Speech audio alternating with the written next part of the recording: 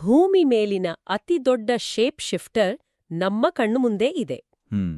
ಅಂದ್ರೆ ಇದು ನಾಟಕದಲ್ಲಿ ಬಗೆ ಬಗೆಯ ಕಾಸ್ಟ್ಯೂಮ್ಸ್ ಹಾಕುವ ಒಬ್ಬ ಮಾಂತ್ರಿಕ ನಟನ ತರಹ.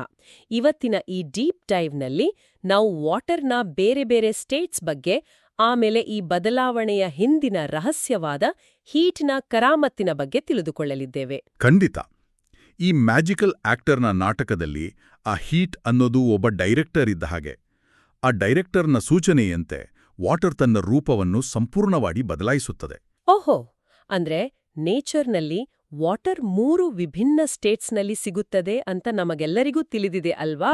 ಸಾಲಿಡ್ ಸ್ಟೇಟ್ ಅಂದ್ರೆ ಐಸ್, ಆಮೇಲೆ ಲಿಕ್ವಿಡ್ ಸ್ಟೇಟ್ ಅಂದ್ರೆ ನಾವು ಪ್ರತಿದಿನ ಕುಡಿಯುವ ವಾಟರ್, ಮತ್ತೆ ಗ್ಯಾಷಿಯಸ್ ಸ್ಟೇಟ್ ಅಂದ್ರೆ ಗಾಳಿಯಲ್ಲಿರುವ ವಾಟರ್ ವೇಪರ್. ಕರೆಕ್ಟ್. ಅದೇ ಈ 3 ಸ್ಟೇಟ್ಸ್. ಆದ್ರೆ ನನಗೊಂದು ಡೌಟು. ಇದೆಲ್ಲ ಒಂದೇ ವಾಟರ್ ಆಗಿದ್ರೆ ಇವು ನೋಡಲು ಮತ್ತೆ ಮುಟ್ಟಲು ಇಷ್ಟು ವಿಭಿನ್ನವಾಗಿರಲು ಹೇಗೆ ಸಾಧ್ಯ? ಇಲ್ಲಿ ನಾವು ಆ ಡೈರೆಕ್ಟರ್ನ ಕಡೆ ಗಮನ ಹರಿಸಬೇಕು. ಅಂದ್ರೆ ಆ ಹೀಟ್ ಅಥವಾ ಟೆಂಪರೇಚರ್. ಹೌದು, ಹೀಟ್ ಎಷ್ಟಿದೆ ಅನ್ನೋದರ ಮೇಲೆ ವಾಟರ್ನ ಒಳಗಿರುವ ಸಣ್ಣ ಸಣ್ಣ ಕಣಗಳು ಅಂದ್ರೆ ಮಾಲಿಕ್ಯೂಲ್ಸ್ ತಮ್ಮ ವರ್ತನೆಯನ್ನು ಬದಲಾಯಿಸುತ್ತವೆ. ಓ, ಅಂದ್ರೆ ಈ ಮಾಲಿಕ್ಯೂಲ್ಸ್ ಕೂಡ ಆಕ್ಟರ್ಸ್ ತರಹನಾ? ಹೌದು. ಈಗ ಡೈರೆಕ್ಟರ್ ಫ್ರೀಸ್ ಅಂದಾಗ, ಅಂದ್ರೆ ಹೀಟ್ ಕಡಿಮೆಯಾದಾಗ ಈ ಮಾಲಿಕ್ಯೂಲ್ಸ್ ಎಲ್ಲ ಒಂದು ಕಡೆ ಗಟ್ಟಿಯಾಗಿ ನಿಂತ್ಕೊಳ್ತವೆ. ಅದೇ ಸಾಲಿಡ್ ಸ್ಟೇಟ್. ಅರೆ ವಾ! ಅಂದ್ರೆ 0 ಡಿಗ್ರಿಗಿಂತ ಕಡಿಮೆ ಟೆಂಪರೇಚರ್ ಇದ್ದಾಗ ಮಾಲಿಕ್ಯೂಲ್ಸ್ ಎಲ್ಲ ಸ್ಟೇಜ್ ಮೇಲೆ ಅಲುಗಾಡದೆ ನಿಂತುಕೊಳ್ಳುವ ಆಕ್ಟರ್ಸ್ ತರ ಇರ್ತಾವೆ ಅಂತಾಯ್ತು. ಖಂಡಿತ. ಈ ವರ್ತನೆಗಳ ವ್ಯತ್ಯಾಸವನ್ನು ನಾವು ಕಂಟೇನರ್ ಶೇಪ್ ಎಕ್ಸ್ಪೆರಿಮೆಂಟ್ ಮೂಲಕ ಸುಲಭವಾಗಿ ಅರ್ಥ ಮಾಡ್ಕೊಳ್ಬೋದು. ಆ ಕಂಟೇನರ್ ಶೇಪ್ ಎಕ್ಸ್ಪೆರಿಮೆಂಟ್ ಅಂದ್ರೇನು? ಈಗ ಒಂದು ಸಾಲಿಡ್ ಐಸ್ ಕ್ಯೂಬ್ ಅನ್ನು ದುಂಡಗಿನ ಬಟ್ಲಿನಲ್ಲಿ ಅಂದ್ರೆ ಒಂದು ರೌಂಡ್ ಬೌಲ್ನಲ್ಲಿ ಹಾಕಿದಾಗ ಅದು ತನ್ನ ಕ್ಯೂಬ್ ಶೇಪ್ ಅನ್ನು ಹಾಗೇ ಉಳಿಸ್ಕೊಳ್ತದೆ ಅಲ್ವಾ? ಹೌದು, ಖಂಡಿತ ಉಳಿಸ್ಕೊಳ್ತದೆ. ಆದ್ರೆ ಅದೇ ರೌಂಡ್ ಬೌಲ್ಗೆ ಲಿಕ್ವಿಡ್ ವಾಟರ್ ಅನ್ನು ಸುರಿದ್ರೆ ಆ ವಾಟರ್ ಸಂಪೂರ್ಣವಾಗಿ ಆ ಬೌಲ್ನ ಆಕಾರವನ್ನೇ ಪಡೆದುಕೊಳ್ತದೆ. ಹೌದು, ನಮ್ಮ ಭಾರತದ ಬೇಸಿಗೆ ಕಾಲದಲ್ಲಿ ನಾವು ನಿಂಬೆಹಣ್ಣಿನ ಶರ್ಬತ್ ಮಾಡುವಾಗ ಇದು ಸ್ಪಷ್ಟವಾಗಿ ಕಾಣುತ್ತದೆ. ಶರ್ಬತ್ ಗ್ಲಾಸ್ ಆಕಾರವನ್ನ ಪಡೆದುಕೊಳ್ತದೆ, ಆದ್ರೆ ಅದರೊಳಗೆ ಹಾಕಿದ ಐಸ್ ಕ್ಯೂಬ್ ಮಾತ್ರ ಚೌಕಾಕಾರದಲ್ಲಿಯೇ ಇರ್ತದೆ. ನಿಖರವಾದ ಉದಾಹರಣೆ. ಲಿಕ್ವಿಡ್ ಸ್ಟೇಟ್ನಲ್ಲಿರುವಾಗ ಮಾಲಿಕ್ಯೂಲ್ಸ್ ಮಧ್ಯೆ ಸ್ವಲ್ಪ ಜಾಗ ಇರ್ತದೆ. ಡಿರೆಕ್ಟರ್ ಸ್ವಲ್ಪ ಹೀಟ್ ಸೇರಿಸಿ ಆಕ್ಷನ್ ಅಂದಾಗ ಆಕ್ಟರ್ಸ್ ಅಂದ್ರೆ ಮಾಲಿಕ್ಯೂಲ್ಸ್ ಸ್ಟೇಜ್ ಮೇಲೆ ಆರಾಮಾಗಿ ಓಡಾಡಲು ಶುರು ಮಾಡ್ತವೆ. ಓಹೋ, ಅಂದ್ರೆ ಲಿಕ್ವಿಡ್ ತನ್ನ ಸುತ್ತಲಿನ ಪರಿಸರಕ್ಕೆ ಅಂದ್ರೆ ಕಂಟೇನರ್ ಶೇಪ್ಗೆ ತಕ್ಕಂತೆ ಹೊಂದಿಕೊಳ್ಳುತ್ತದೆ. ಹೌದು. ಸಾಲಿಡ್ ಸ್ಟೇಟ್ನಲ್ಲಿ ಮಾಲಿಕ್ಯೂಲ್ಸ್ ಗಟ್ಟಿಯಾಗಿ ಹಿಡಿದುಕೊಂಡಿರೋದ್ರಿಂದ ಆ ಗುಣ ಇರೋದಿಲ್ಲ.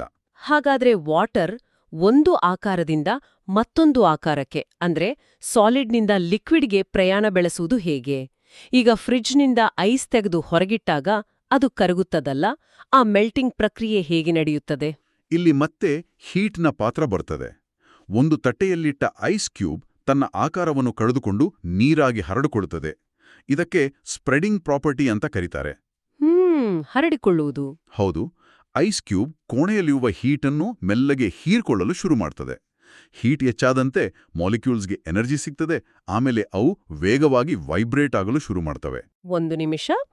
ಅಂದರೆ ನಾವು ಐಸ್ ಅನ್ನೋ ಹೊರಗಿಟ್ಟಾಗ ಅದು ನಮ್ಮ ಕೋಣೆಯಲ್ಲಿರುವ ಹೀಟ್ ಅನ್ನೋ ಕದ್ದು ಕುಡಿಯುತ್ತದೆಯೇ? ಹೌದು. ಆ ವಿವರಣೆ ತುಂಬಾ ಚೆನ್ನಾಗಿದೆ. ವಾ! ಆ ಹೀಟ್ ಎನರ್ಜಿಯಿಂದಲೇ ಮಾಲಿಕ್ಯೂಲ್ಸ್ನ ರಿಜಿಡ್ ಬಾಂಡ್ಸ್ ಒಡೆದು ಹೋಗಿ ಅವು ಲಿಕ್ವಿಡ್ ಆಗಿ ಹರಿಯಲು ಶುರು ಮಾಡುತ್ತವೆಯಾ? ಹೌದು. ಕೋಣೆಯ ಹೀಟನ್ನು ಕದ್ದು ತನ್ನೊಳಗೆ ಸೇರಿಸಿಕೊಂಡ ತಕ್ಷಣ ಮಾಲಿಕ್ಯೂಲ್ಸ್ಗೆ ಜಾಸ್ತಿ ಎನರ್ಜಿ ಸಿಗುತ್ತದೆ. ಆ ಎನರ್ಜಿಯಿಂದ ಅವು ತಮ್ಮ ಸಾಲಿಡ್ ಬಂಧನದಿಂದ ಬಿಡಿಸಿಕೊಂಡು ಲಿಕ್ವಿಡ್ ವಾಟರ್ ಆಗಿ ಬದಲಾಗುತ್ತವೆ. ಇದನ್ನೇ ನಾವು ಮೆಲ್ಟಿಂಗ್ ಅಂತ ಕರೆಯುವುದು. ಇದೆಲ್ಲ ಕೇಳಲು ರೋಮಾಂಚನಕಾರಿಯಾಗಿದೆ. ಹೀಟನ್ನು ಇನ್ನೂ ಜಾಸ್ತಿ ಮಾಡಿದರೆ ಆ ಆಕ್ಟರ್ಸ್ ಇನ್ನೂ ವೇಗವಾಗಿ ಓಡಾಡಿ ಗಾಳಿಯಲ್ಲಿ ಹಾರಿ ಹೋಗುತ್ತಾರೆ. ಅದೇ ಗ್ಯಾಷಿಯಸ್ ಸ್ಟೇಟ್ ಅಥವಾ ವಾಟರ್ ವೇಪರ್ ಅಲ್ವಾ? ಸರಿಯಾಗಿ ಹಿಡಿದಿರಿ. ಗಟ್ಟಿಯಾದ ಮಂಜುಗಡ್ಡೆ, ಹರಿಯುವ ನದಿ ಅಥವಾ ಕಣ್ಣಿಗೆ ಕಾಣಿಸದ ಹಬೆ ಇದೆಲ್ಲವೂ ಕೇವಲ ವಾಟರ್. ಹೌದು. ಈ ಥರ್ಮಲ್ ಮೆಕ್ಯಾನಿಕ್ಸ್ ಅರ್ಥ ಮಾಡಿಕೊಂಡರೆ ಬೇಸಿಗೆಯಲ್ಲಿ ಪಾನೀಯಗಳನ್ನು ತಂಪು ಮಾಡಲು ಐಸನ್ನು ಯಾಕೆ ಬಳಸ್ತೇವೆ, ಹಾಗೆಯೇ ಜೈಂಟ್ ಸ್ಟೀಮ್ ಎಂಜಿನ್ಸ್ ಓಡಿಸಲು ಸ್ಟೀಮ್ನ ಶಕ್ತಿ ಹೇಗೆ ಕೆಲಸ ಮಾಡ್ತದೆ ಅನ್ನೋದು ಸ್ಪಷ್ಟವಾಗುತ್ತದೆ. ಖಂಡಿತ.